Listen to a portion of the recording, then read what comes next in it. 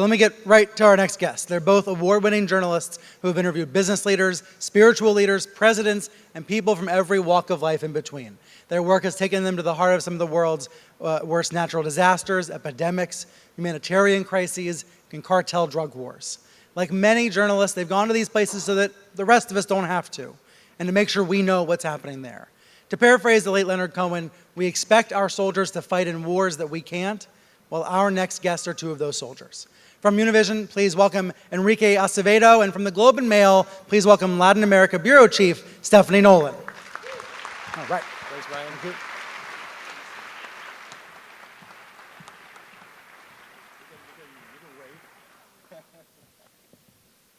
Good evening, everyone. It's his first day. He's a little excited. Thank you all for coming. Enrique, thank you for coming. Bienvenido. It's been a pleasure talking to you off stage, Stephanie, learning more about your work, and not as a reader, but actually as a, as a fan. As a regular Globe and Mail reader, no? Exactly, yes. So, Enrique, you and I are here from two of the most complicated countries in the world to do journalism. I flew in from Mexico, which is the second most dangerous place in the world to be a journalist. There's been 4 Mexican journalists killed already this year. And you, from that foreign country you cover, the United States, which has become a complicated place to be a journalist. I'm wondering, do you feel like there's anything you learned as a Mexican covering Mexico, or when you look around the Univision newsroom, you have colleagues, I'm sure, from Venezuela, Nicaragua, Honduras, countries that are complicated for journalists. What do you think, has any of that helped you trying to cover Trump's America? Sadly, I have to say yes. We come from El Futuro, from the future. We've seen this movie before. We've covered caudillos in Latin America for a long time. How they try to silence the press to consolidate power, how they go after their critics, trying to discredit anyone who doesn't reproduce their truth, the official truth. And sadly, that's part of what we've been facing in the US for the last 2-3 years. Probably since the beginning of the campaign. Early in the campaign, one of my colleagues, Jorge Ramos, was pushed out of a press conference for having the audacity to ask a question during a press conference. Reporting while Hispanic. Reporting right? while Hispanic. So it's been part of what we've been facing. But I think it's made us live up to the moment. I think we were prepared to face this climate, and hopefully we've been providing the service that our audience needs at a very critical time in their lives, because for them it's a matter of permanence. Daughters, fathers, mothers, members of the family who are being pushed out of the country. Around 6 million US citizen children stand to lose a parent if deportations continue at the pace that they're going right now. 6 million US children.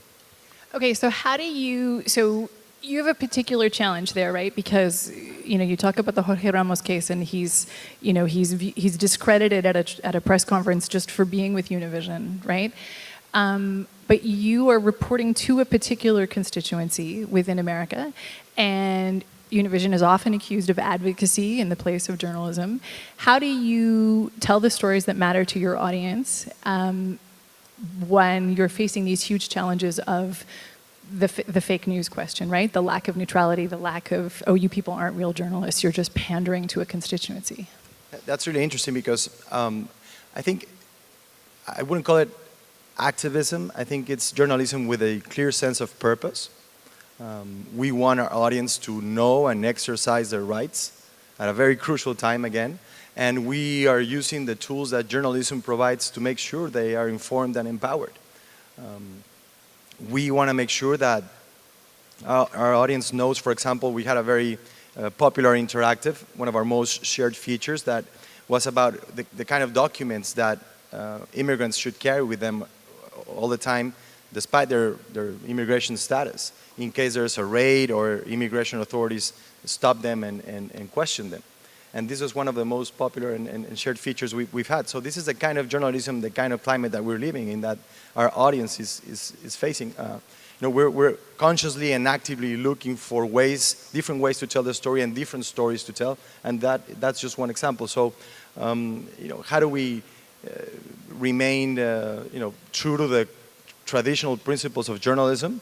Well, by doing the rigorous work, the legwork, by trying to have diversity not only in our newsroom, but also in the points of view that we represent on our air. And it's been a challenge, of course, especially at a time where we think, it would have been an interesting question for journalists back in the civil rights movement days. How do you cover segregation while remaining fair and balanced? Well, is there two sides to that story? I don't think so. So there are cases in which, it's important to understand that they're not, balance is not that. Balance is telling the truth, or at least the closest version to it. You mentioned to me earlier something kind of remarkable about threats, that you have had quite a few, which, well, where did those come from? Which dangerous place that you were working did that happen? Well, as you know, Stephanie, because you work in Mexico now, it's hard for journalists to work in that environment, right? Where you have organized crime and corruption and politicians who are after you all the time. And total impunity if they kill you. Total impunity. I've worked in Latin America for most of my career, and I've never had an incident of people threatening my life or coming up to me in a public space and in front of my family, kind of like threatening me physically, and that's happened quite a lot in the U.S. in the last year. I say, I often go on Fox News, and everyone's like, "Why do you do that? Why would you go on Fox News?" And why do you do that? Well, because I really feel it's important that that audience is exposed to a different point of view.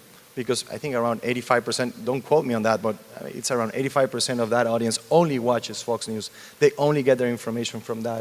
Do you feel like you change anyone's mind? If I just change one, I'm happy. But it's not just about changing minds, it's about exposing them to a different point of view. And I don't mean to say that I represent the point of view of every immigrant or every Hispanic in the US, but I am a Mexican immigrant, I am a journalist, I have a different, a unique context of how I approach and view things, what's happening, and that's how we started our conversation, what's happening in the country at this point. So I feel like, it's important to bring that to a different audience, and it's caused some threats, but I don't view that as too important right now. So last question, personal question. How do you feel personally living as a Mexican in America these days? Does it feel any different in the last few years than it used to? I've spent most of my life between the US and Mexico. I went to school when I was, middle school when I was 12, 13 years old in Texas. And I would go to the ESL program. Like in the morning, all the kids that didn't speak English very well, I still don't, I have an accent, but back then I didn't speak any English, so we would go to another school, we would come back to the class, and then the kids, kind of would tease us about, you're Mexican, wetbacks, whatever. And it was a moment in my life in which for the first time I felt like I didn't belong, right? Because other than that, I had always lived a very normal, regular life back in Mexico. So what I'm trying to say is that, again, lately, I've been a little self-conscious about, for example, speaking Spanish in public spaces with my son or with my wife. And it's sad, because Spanish is really an American language. We're in Canada. I don't think people would feel self-conscious about speaking French in Canada or English. They go back and forth because it's part of their culture, their identity. And we should be as proud as Canadians are about being bilingual and bicultural in a sense as from our Spanish heritage, especially in parts of the country like California, Texas, and Arizona, where it's most penalized to speak Spanish in public nowadays. With the largest Spanish-speaking population. Bueno, muchísimas gracias. Gracias, Stephanie. Gracias. Thank you.